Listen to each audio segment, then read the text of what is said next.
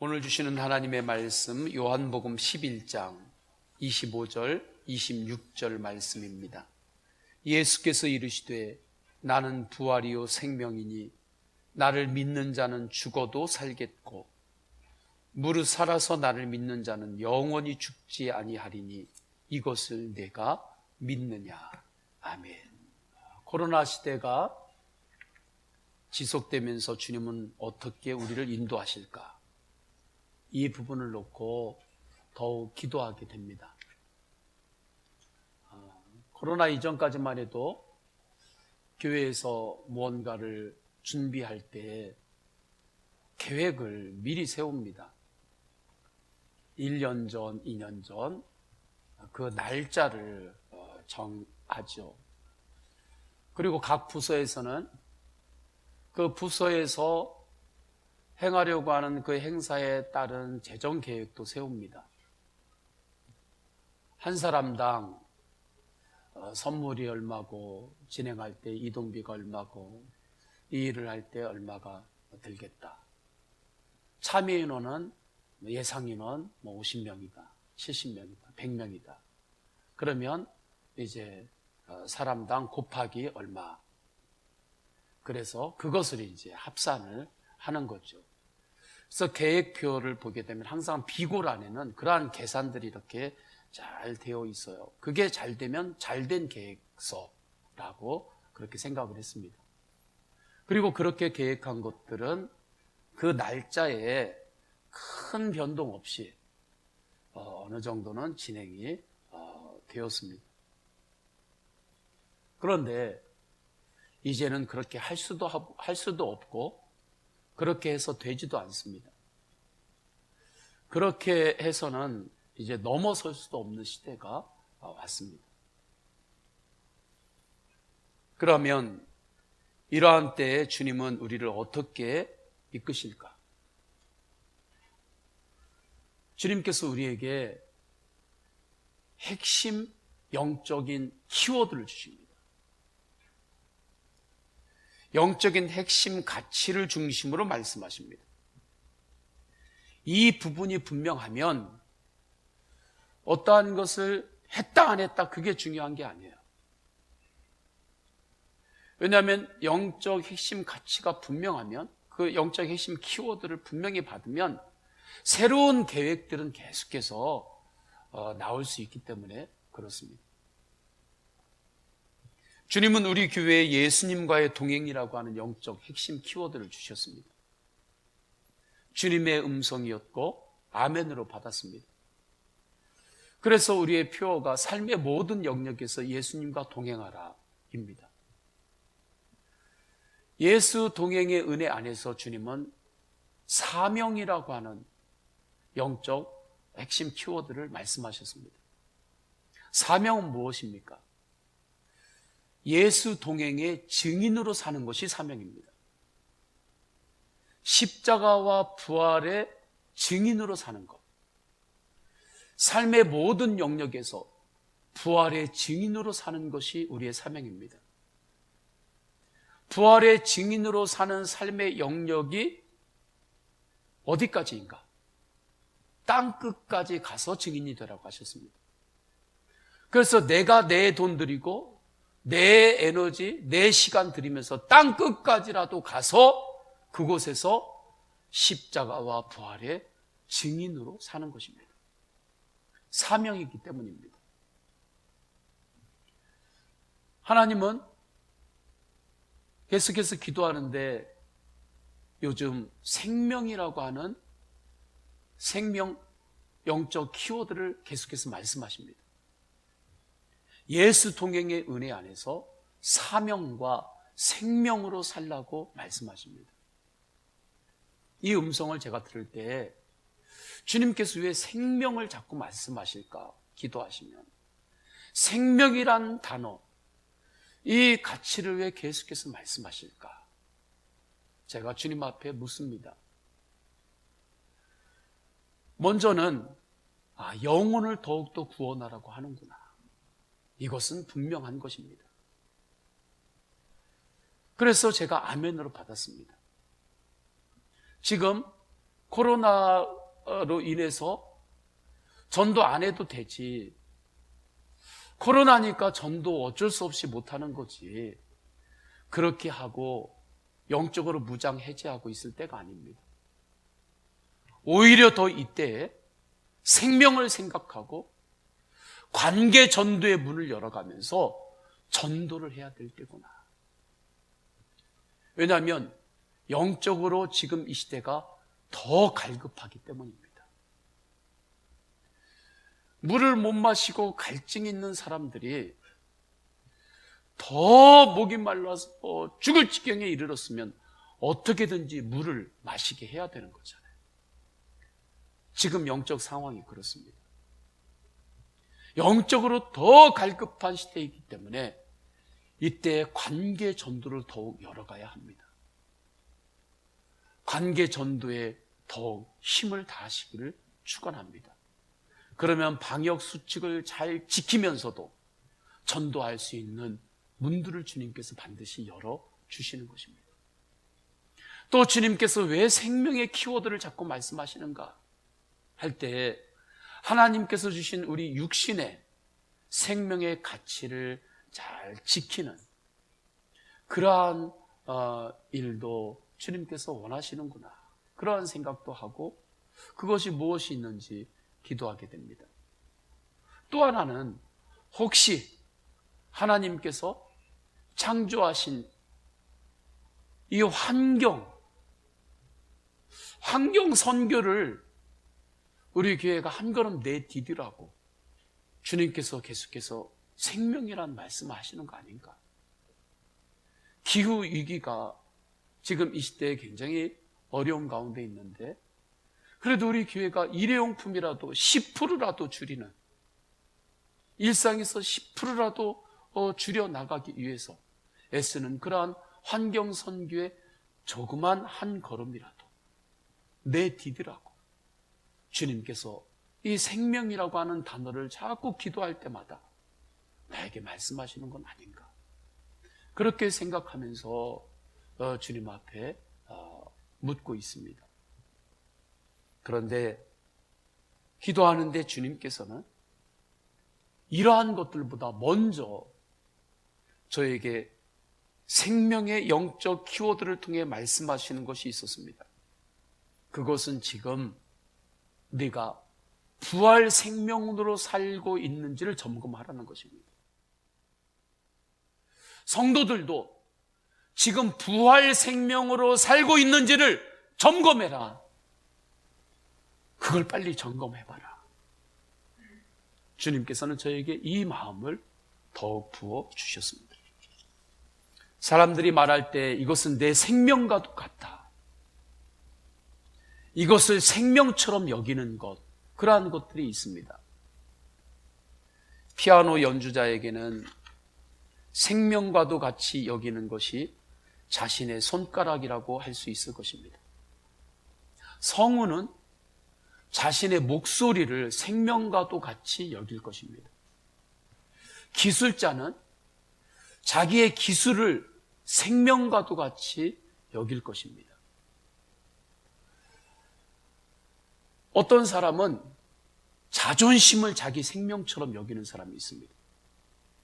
그래서 누가 자기 자존심을 상하게 하면 죽는 줄 압니다. 아주 죽는 줄 알아요. 내 자존심을 누가 건드리고 상하게 하면. 자존심을 나의 생명으로 생각하기 때문입니다. 어떤 연예인은 인기를, 대중들의 인기를 자기 생명처럼 생각합니다. 그러니까 갑자기 인기가 떨어지면 죽는 줄 압니다. 세상이 끝나는 줄 알아요. 우리는 이러한 마음을 어느 정도 이해할 수는 있습니다. 그러나 주님께서도 이러한 마음을 누구보다도 더 잘 이해는 하십니다. 이해는 하시지만 주님은 완전히 동의하시지는 않습니다. 성경은 이러한 생각에 동의하지를 않아요. 주님은 말씀합니다. 우리의 생명은 예수 그리스도시다. 그래서 골로새서 3장 4절에 우리 생명이신 그리스도께서 나타내실 때라고 말씀하십니다. 우리의 생명이신 그리스도, 나의 생명이신 그리스도. 언제부터인가 감사가 사라지고 염려와 불평과 두려움에 지속적으로 묶여 있다면 이 말씀 앞에서 점검해야 합니다. 내가 예수님이 아닌 다른 것들로 나의 생명 삼고 있지는 않는지 점검해야 하는 것입니다. 찬양 중에 주님은 나의 생명, 나의 소망, 나의 길의 빛이 되시네 라는 찬양이 있습니다. 예수님을 믿는다는 것은 무엇입니까? 예수님의 생명이 나의 생명이 되는 것입니다. 이것을 고백하는 것입니다. 이제 나는 죽고 예수로 사는 복음의 다스림을 받는 것입니다. 그렇다면 나의 생명이신 예수님의 생명은 어떠한 생명입니까? 태초부터 계신 생명입니다. 영원까지 계신 생명입니다. 사망 권세를 이기시고 부활하신 생명입니다. 그래서 25절에 예수께서 이르시니 나는 부활이요 생명이니 나를 믿는 자는 죽어도 살겠고라고 말씀하는 거예요. 우리가 예수 그리스도를 영접할 때 내 안에 놀라운 일이 일어나는 것입니다. 예수 그리스도를 영접했으니 예수님의 생명이 내 안에 들어온 거죠. 내 안에 들어온 예수님의 생명은 어떠한 생명입니까? 사명은 권세를 이기신 부활 생명이에요. 영원하신 생명입니다. 그러니 살아서 예수님을 영접하면 이미 그 사람은 영생을 얻은 자입니다. 할렐루야. 영생이신 주님의 생명이 내 안에 임재하셨기 때문이죠. 제 종노릇하는 옛사람이 십자가에서 죽고 이제는 예수 부활 생명으로 사는 믿음의 문이 열린 것입니다. 은혜의 문이 열린 것입니다. 내 노력으로 열리는 거 아닙니다. 내 재주로 열리는 것 아닙니다. 오직 주 예수 그리스도의 십자가 부활의 은혜로 그 문이 나에게 열렸습니다. 이로 인하여 우리 안에는 두 가지 부활 생명의 역사가 일어납니다. 내 안에 부활 생명인 예수님의 생명이 임재했으니까 첫 번째는 영의 부활입니다. 영의 부활은 하나님을 향하여 죽어 있던 우리의 영이 다시 살아나는 것입니다. 마이크 테스트를 할 때 소리가 안 나요. 여기 마이크가 죽었어요. 마이크 좀 살려주세요. 이야기합니다. 마이크는 그대로 있는데 마이크가 죽었다고 왜 말합니까? 마이크가 가지고 있는 본래 목적대로 마이크가 작동이 안 되기 때문입니다. 하나님께서 인간을 창조하실 때 하나님의 목적은 무엇입니까? 인간의 목적은 무엇입니까? 하나님과의 친밀한 관계 안에서 살아가는 것이 인간의 영원한 목적인 것입니다. 하나님의 영광을 위하여 살아가는 것이 인간의 목적입니다. 그렇게 지음받았습니다. 그런데 죄로 인하여 하나님을 떠났습니다. 그 상황을 그의 영이 하나님에 대하여 죽었다라고 말하는 것입니다. 하나님이 창조하신 대로 살아가지 않는 거죠. 그러니까 행복하지도 않아요. 하나님 주시는 기쁨도 없습니다. 이렇게 영이 죽은 사람은 결국 그 영혼은 영원한 사망에 이르게 됩니다. 그곳이 지옥입니다. 천국에서의 영생을 얻지 못합니다. 육신과 정신은 살아있는 것 같아요.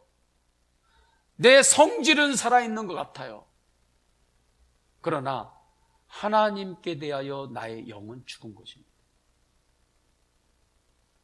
내 성격 아직 안 죽었어. 나 아직 안 죽었어. 그래요. 살아있는 것 같죠. 그러나 하나님께 대하여 영은 죽은 것입니다. 그렇게 죽은 자들이 우리들이었습니다. 그런데 예수님을 영접함으로 하나님께 대하여 우리의 영이 살았습니다. 예수님의 부활 생명이 나의 생명이 되기 때문입니다. 예수님의 생명은 영원한 생명입니다. 그렇기 때문에 살아서 예수님을 영접한 사람은 이미 영생을 얻은 자입니다. 그래서 26절에 이렇게 말씀해요. 무릇 살아서 나를 믿는 자는 영원히 죽지 아니하리니 이것을 내가 믿느냐. 예수님을 믿는 우리의 영은 하나님께 대하여 이미 죽었던 영이었는데 영이 다시 살아서 이미 하나님 나라에 들어갔습니다. 할렐루야. 자꾸 육적인 생각으로 보니까 이걸 깨닫지 못하는 거죠. 영적에서 일어난 일, 하나님의 말씀을 통하여 보게 되면 깨닫게 됩니다. 우리의 영은 이미 주님으로 부활해서 다시 살아서 이미 하나님 나라에 들어가 있습니다. 하늘에 앉혀 있는 것입니다. 이것을 골로새서 3장 3절에서는 너희 생명이 그리스도와 함께 하나님 안에 감추어졌느니라 라고 표현합니다. 그러면 지금 우리의 영이 이미 살고 있는 하나님 나라는 어떤 나라입니까? 우리의 육신은 지금 이 세상에 살고 있지만 우리의 영은 이미 하나님 나라에 들어가서 살고 있어요.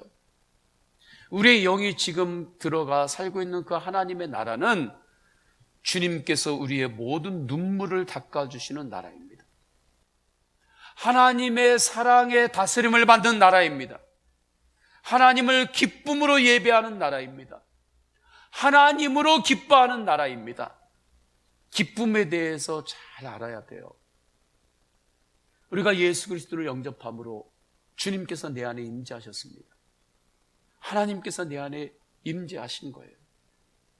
그래서 우리가 하나님을 기쁘게 할 때 내 안에 계신 하나님이 기뻐하십니다.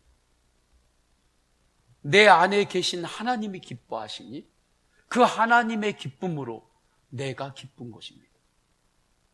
그 기쁨은 세상이 빼앗지는 못합니다.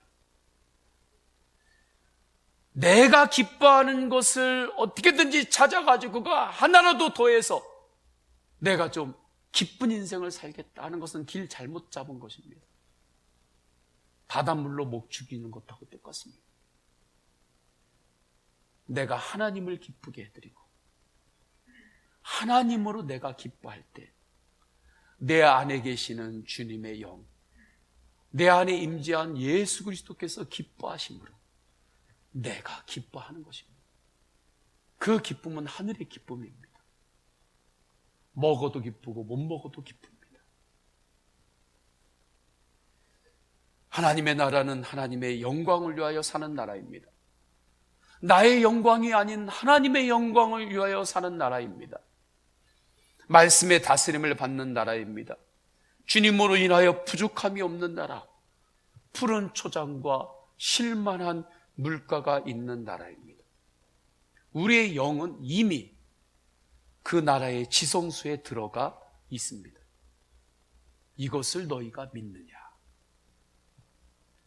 우리의 영은 이미 하나님 나라에 들어가 있기 때문에 우리가 험한 세상을 살지라도 요셉처럼 승리합니다. 속이 터지는 것 같을 때 그 속을 누가 알아줍니까? 주님은 알아주십니다. 주님은 그 속을 아시고 그 속을 위로하시고 그 속을 치유하십니다. 회복하십니다. 눈물도 닦아주십니다. 예배가 기쁨이 됩니다.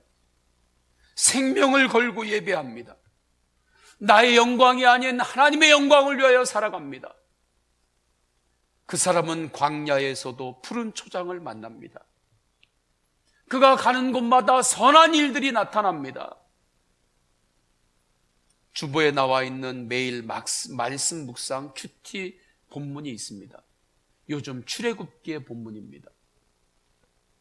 출애굽기를 보면 이 세상에 있는 영들의 실체들을 보여줘요. 세상은 영적인 정글과 같습니다. 출애굽기에 나오는 바로왕은 사탄을 상징하는데, 그 다스림을 받을 때 그 땅의 많은 백성들은 나일강을 자신들의 생명의 근원이라고 생각했습니다. 그래서 나일강을 숭배했습니다. 개구리들이 우리에게 풍요를 가져다 주고 다산을 주는 그러한 축복의 통로라고 생각했습니다. 개구리가 알을 낳으면 굉장히 많이 낳잖아요. 그걸 보고, 야, 개구리가 풍요를 우리에게 가져다 주는 그러한 힘이 있다. 그래서 개구리 모양으로 한 그러한 신상들을 만들고 그 앞에서 엎드리고 개구리의 영을 예배했습니다. 나일강과 개구리의 생명력은 피조물로서의 생명력입니다. 생명의 근원이요 우리를 풍성하게 하시는 분은 오직 주님이십니다. 그런데 이것을 알지 못하니까 나일강을 예배합니다. 개구리의 영을 예배합니다. 지금도 영적으로 볼 때 우리나라에 나일강을 예배하고 우리나라 곳곳에 개구리의 영들이 있습니다. 하나님이 아닌 이것이 나를 풍요롭게 해주고 이것이 내 인생을 풍성하게 해준다고 믿고 그걸 따르고 그걸 섬기고 있는 개구리의 영들이 이 나라에 없는 것 같습니까? 지금 있어요.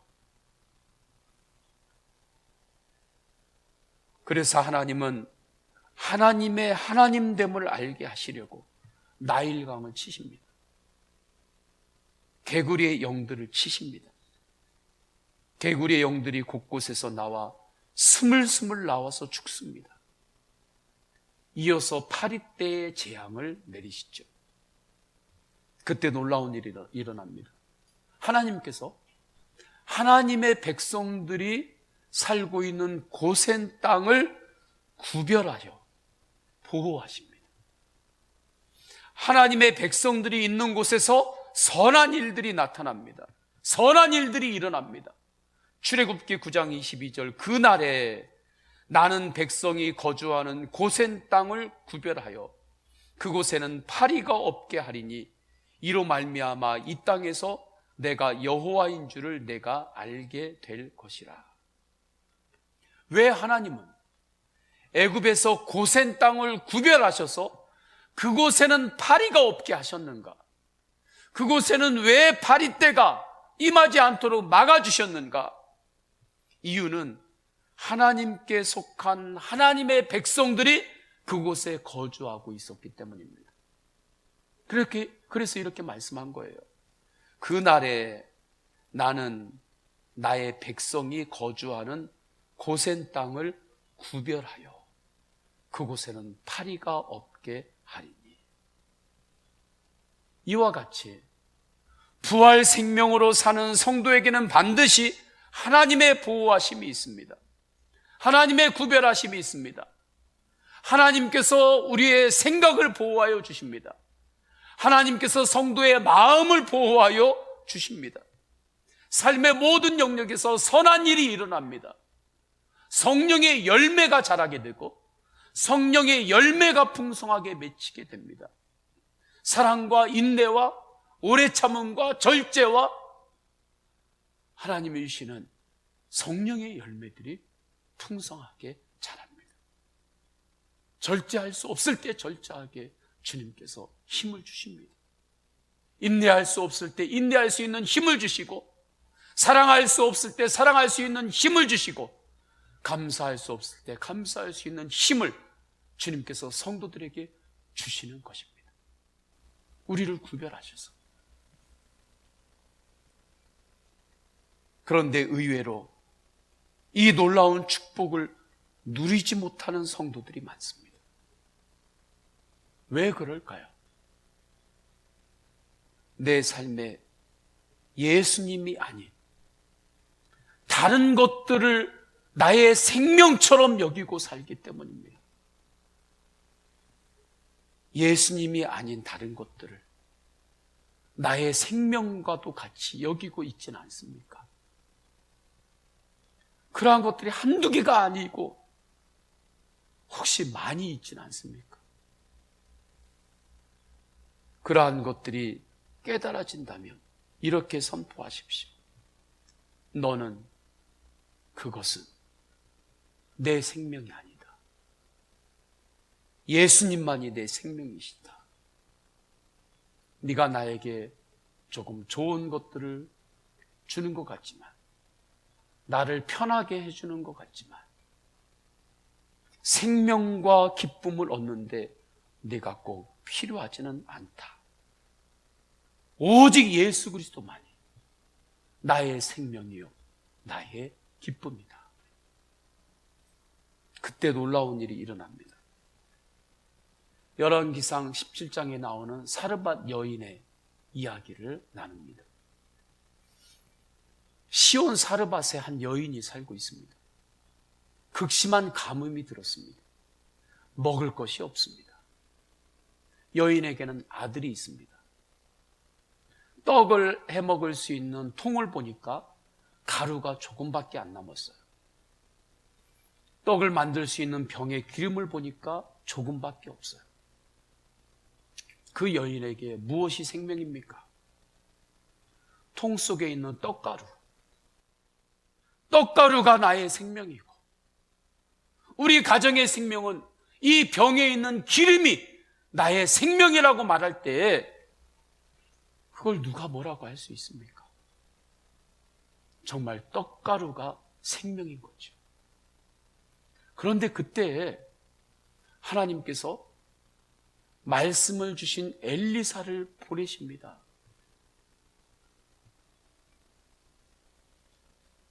엘리야를 주님께서 보내셔서 이렇게 말씀합니다. 그 떡가루하고 기름으로 떡을 만들어서 먼저 나에게 줘라. 말씀합니다. 이게 도대체 무슨 말입니까? 이게 도대체 무슨 뜻일까요? 그렇게 먼저 나에게 떡을 만들어서 주면 하나님께서 비가 오는 날까지 그 통에 가루가 떨어지지 않고 병의 기름이 떨어지지 않게 할 것이다 말씀합니다. 이때 하나님이 그 통 안에 있는 떡 하나를 빼앗아 먹겠다고 그렇게 하시는 것입니까? 엘리야가 그 떡 하나 뺏어 먹겠다고 그 사르밧 여인에게 생명과도 같이 여기는 그 떡을 나에게 먼저 가져오라고 하는 말일까요? 아닙니다. 하나님은 사르밧 여인에게 이것을 묻는 거예요. 너와 너의 아들의 생명이 통에 있는 떡가루하고 병의 기름이냐, 아니면 내가 너의 생명이냐, 하나님이 너의 생명이냐, 떡가루가 너의 생명이냐, 이것을 주님은 묻는 것입니다. 이때 사르밧 여인은 생명을 걸고 하나님 말씀을 붙잡았습니다. 생명을 걸고 하나님이 나의 생명임을 고백합니다. 그래서 사르밧 여인은 그 떡통에 있는 그 가루로 떡을 만들어서 그 떡을 먼저 엘리야에게 드립니다. 그때 놀라운 일이 일어납니다. 말씀대로 통 안에 있는 떡가루가 떨어지지 아니하고 병의 기름이 떨어지지 않게 됩니다. 이 말씀이 열왕기상 17장 13절에서 16절 말씀이에요. 제가 읽을 텐데 이 말씀을 들을 때 주님, 사르밧 여인의 믿음이 나의 믿음이 되게 하소서. 이 기도하는 마음으로 말씀을 받으시길 바랍니다. 엘리야가 그에게 이르되 두려워하지 말고 가서 내 말대로 하려니와 먼저 그것으로 나를 위하여 작은 떡 한 개를 만들어 내게로 가져오고 그 후에 너와 내 아들들을 위하여 만들라.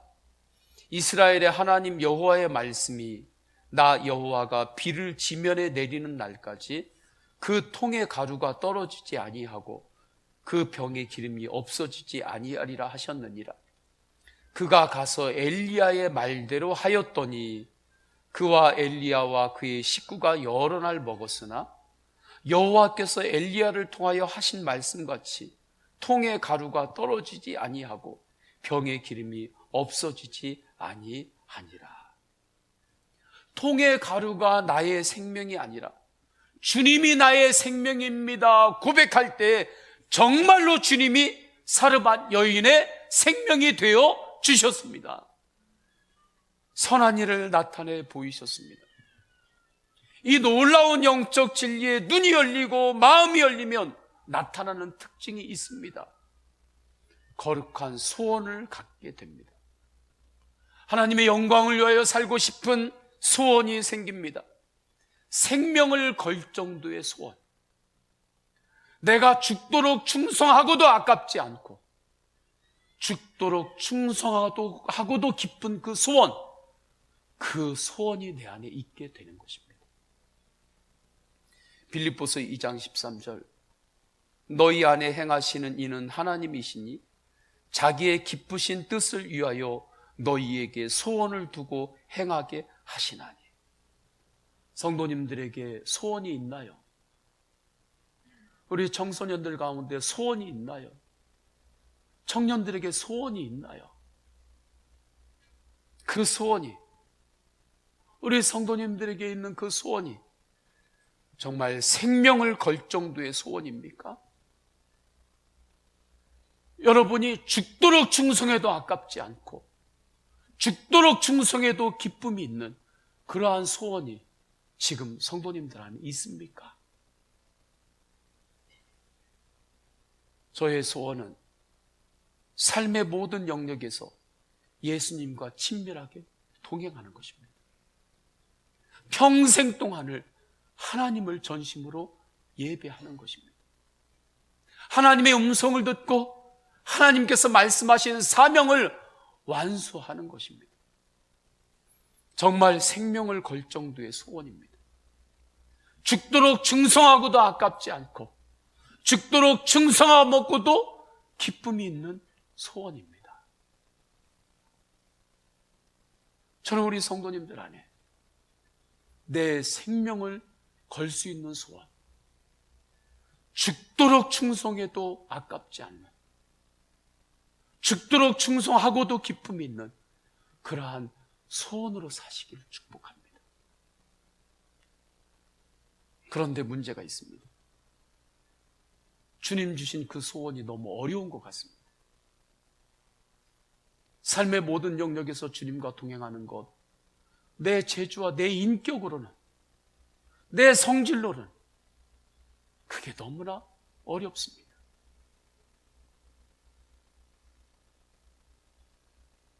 그래서 주님께서 우리에게 주신 언약의 말씀을 붙들어야 하는 것입니다. 빌립보서 1장 6절 너희 안에서 착한 일을 시작하신 이가 그리스도 예수의 날까지 이루실 줄을 우리는 확신하노라. 착한 일이라고 표현하는 하나님의 영광을 위한 소원은 주님께서 이루십니다. 주님의 뜻 안에서 시작한 일은 예수님께서 이루십니다. 할렐루야. 그 대표적인 증거가 무엇인지 아십니까? 하나님의 선교입니다. 선교는 하나님께서 시작하셨습니다. 하나님께서 시작하신 선교는 마지막 때 예수님께서 재림하실 때에 하나님께서 그 선교는 완성하십니다. 주님께서 이루십니다. 이때 일어나는 신비가 있습니다. 바로 몸의 부활입니다. 그래서 부활 생명의 첫 번째 역사는 영의 부활입니다. 영이 부활해서 다시 살아서, 하나님께 죽은 영이 다시 살아서 이미 우리의 영은 하나님 나라에 들어가 있습니다. 영적으로 보지 않으니까 모르는 것입니다. 그리고 우리는 말씀으로 깨달았죠. 두 번째는 몸의 부활이에요. 주님 다시 오실 때 마지막 흰 보좌의 심판이 있을 때 모든 영혼들에게 몸의 부활이 일어납니다. 그런데 예수 그리스도를 믿는 자는 생명의 부활로 나오고, 주님을 믿지 않은 자는 심판의 부활로 일어납니다. 요한복음 5장에 나오죠. 5장 25절, 진실로 진실로 너희에게 이르노니 죽은 자들이 하나님의 아들의 음성을 들을 때가 오나니 곧 이때라. 듣는 자는 살아나리라. 요한복음 5장 29절, 선한 일을 행한 자는 생명의 부활로, 악한 일을 행한 자는 심판의 부활로 나오리라. 예수님을 믿는 자들은 부활한 몸으로 천국에서 영생합니다. 그러나 예수님을 믿지 않는 자들은 몸이 부활할 때 그 부활한 몸으로 지옥에서 영생합니다. 그래서 계시록 21장 8절에 두려워하는 자들과 믿지 아니하는 자들, 모든 자들은 불과 유황으로 타는 못에 던져지리니 이것이 둘째 사망이라 말씀하죠. 이 말씀 앞에 설 때 성도가 절대 두려워하지 말아야 할 것이 있습니다. 그것은 죽음입니다. 부활 생명으로 사는 사람, 몸의 부활을 믿는 자는 두려워하지 않을 것 하나 분명한 것이 있어요. 죽음이에요. 그러나 이 부활 생명이 없는 사람은 세상에서 가장 두려운 것이 뭐냐면 죽음입니다. 그 무엇보다 죽음이 제일 두려워요. 그러나 예수 그리스도를 영접하니, 내 안에 부활 생명이 임재한 이는 정말 두려워하지 않을 것 하나가 있는데 죽음이에요.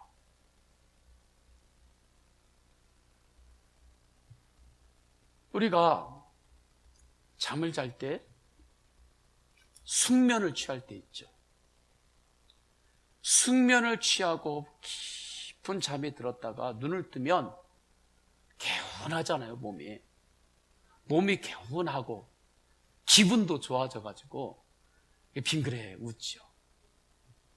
애기들도 정말 잘 자고 일어나면 애들이 왜 일어나자마자 빙그레 웃는 줄 아십니까?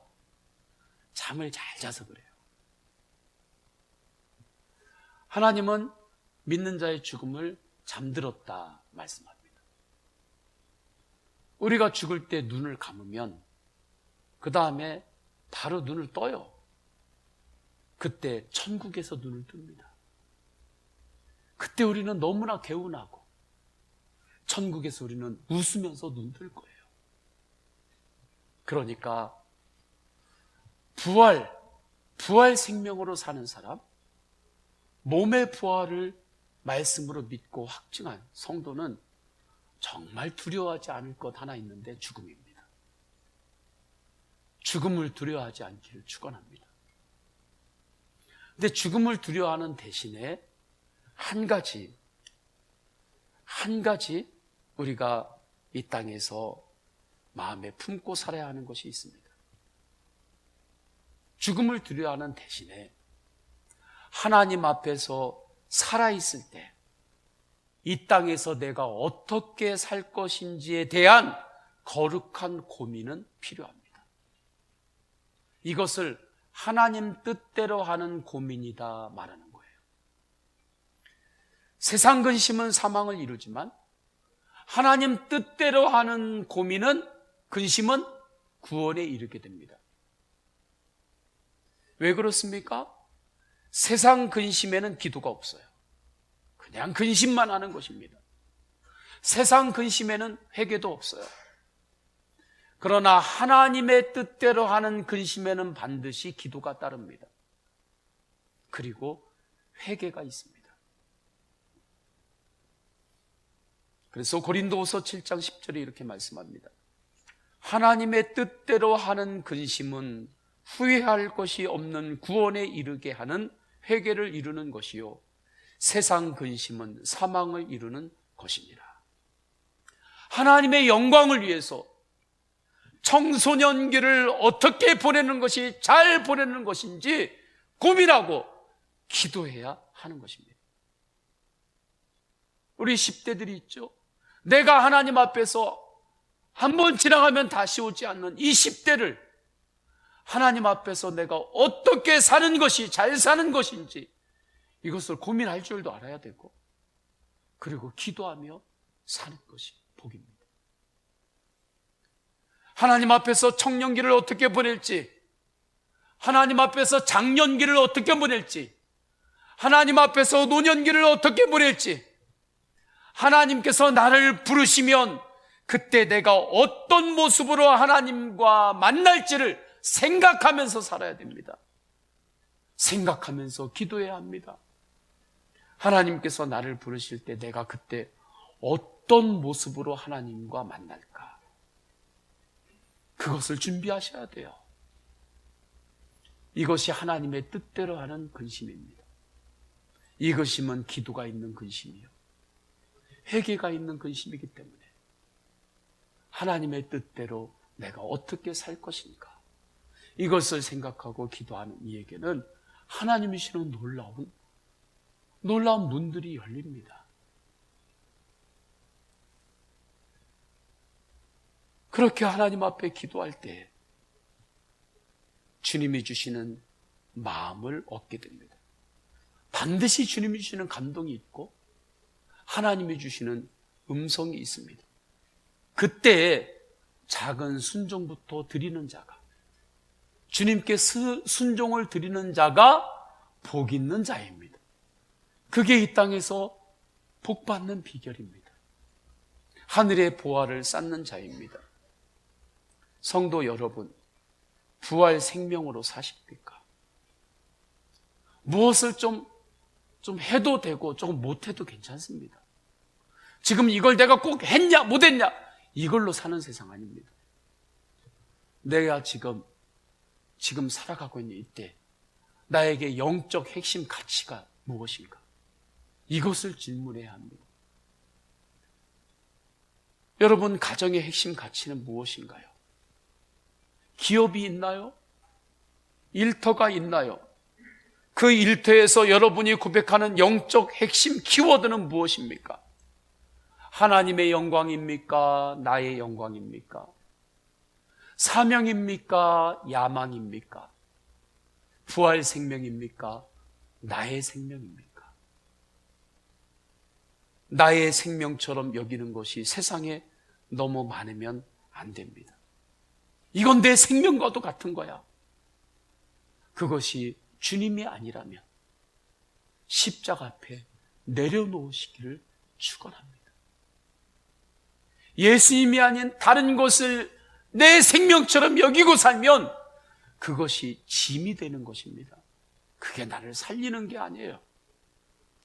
그 모든 것들을 십자가 앞에 내려놓고 예수님만이 나의 생명입니다 고백하며 나갈 때 그때 사르밧 여인과 같은 놀라운 역사가 일어나는 것입니다.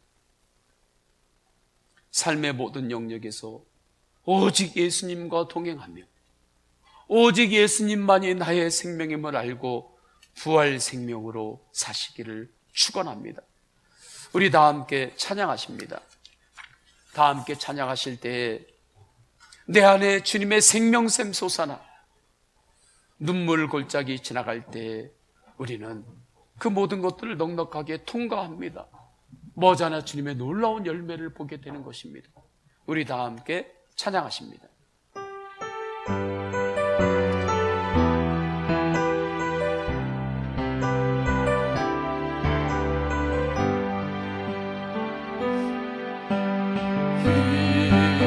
이곳에 생명샘 솟아나 눈물 골짝 지나갈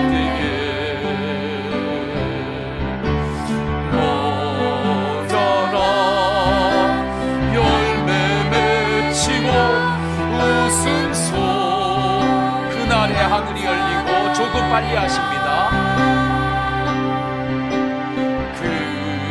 그날에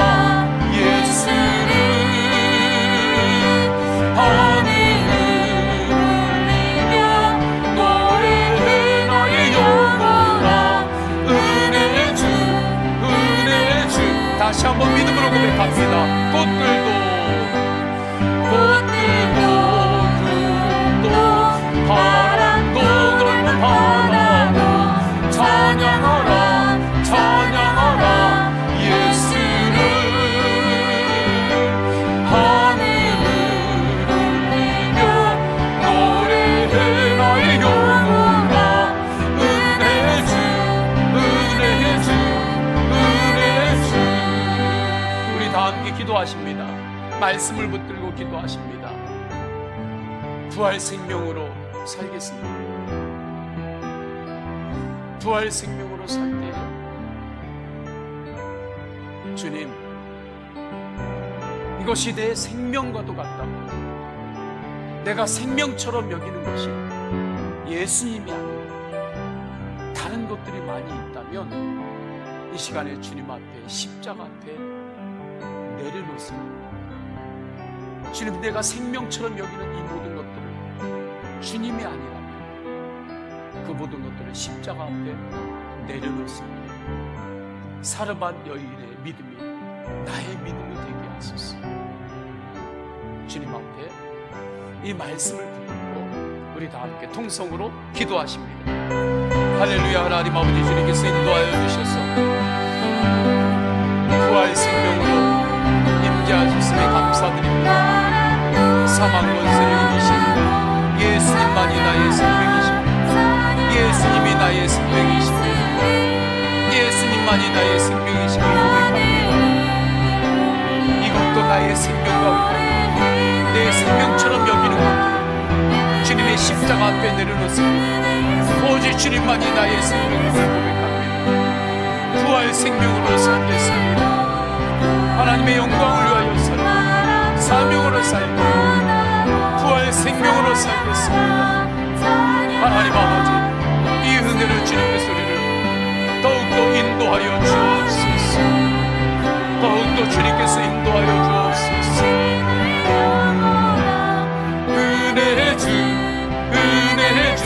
우리 다시 한번 찬양합니다. 꽃들도 구름도, 꽃들도 구름도, 바람도 넓은 바다도 찬양하라, 찬양하라 예수를. 하늘을 울리며 노래해 나의 영혼아. 은혜의 주. 우리 다시 한번 믿음으로 고백합니다. 꽃들도 구름도, 꽃들도 구름도, 바람도 넓은 바다도 찬양합니다. 오직 예수 그리스도를 찬양합니다. 하늘을 울리며, 하늘을 울리며 노래해 선포하세요. 은혜의 주, 은혜의 주, 은혜의 주. 한 번 더 기도합니다. 계속해서 기도합니다. 내 생명을 걸 수 있는 소원, 내가 죽도록 충성하고도 아깝지 않고 죽도록 충성하고도 기쁨이 있는 소원, 하나님, 그 소원으로 살겠습니다. 평생을 주님만을 예배하는 것이 나의 거룩한 소원입니다. 또한 주님 앞에 내 생명을 걸 수 있는 소원을 주님 알게 하소서. 보여주소서. 그렇게 또 기도하세요. 또한 하나님 아버지 앞에서 하나님의 뜻대로 살아갈 때 오직 부활의 생명으로 살겠습니다. 결단하면서 다 함께 통성으로 기도하십니다. 할렐루야. 하나님 아버지, 주님께서 인도하여 주셨습니다. 하나님, 생명을 걸 정도로 내 소원, 죽도록 충성해도 아깝지 않고 죽도록 충성해도 기쁨이 되는 소원, 주님, 그 소원을 주님께서 주셨습니다. 또 그 소원을 제가 갖기를 원하고 그 소원으로 살기를 원합니다. 마지막 때 주님 만나는 날, 내가 주님과 어떤 모습으로 만날지 그날을 생각하며 그 모습을 생각하며 준비하게 하소서. 기도하게 하소서. 성령님, 성령님 역사하소서. 그 은혜로 주님 인도하여 주옵소서. 주님 그 은혜로 인도하여 주옵소서. 주님 인도하여 주옵소서. 예수 그리스도의 이름으로 기도드립니다. 아멘. 우리 다 함께 일어나셔서 결단에 찬양하십니다. 갈릴리 마을 그 숲속에서 박수하면서 찬양하십니다. 갈릴리 마을 그 숲속에서 주님 구별한 제자, 주님 구별한 제자 다시 만나시사 마지막 그들에게 부탁하신 너희들은 가라져 세상으로, 너희들은 가라져 세상, 가서 제자 삼으라, 가서 제자 삼으라. 세상 모든 사람들은, 세상 모든 영혼이 내게 달렸나니, 가서 제자 삼으라. 나의 길을 가르치라. 내가 너희와, 우리 다시 한번 믿음으로 고백합니다. 가서 제자 삼으라. 가서 제자 삼으라. 세상 모든 사람들은, 세상 모든 영혼이 내게 달렸나니, 가서 제자 삼으라. 나의 길을 가르치라. 내가 너희와 항상 함께 하리라. 아멘. 성부, 성자, 성령 삼위일체 하나님의 사랑과 그 크신 은혜와 감화 감동하심이 부활 생명으로 세상을 향하여 나아가는 모든 예배자들 머리 위에, 삶의 모든 영역 위에 충만하시기를 간절히 축원하옵나이다. 아멘.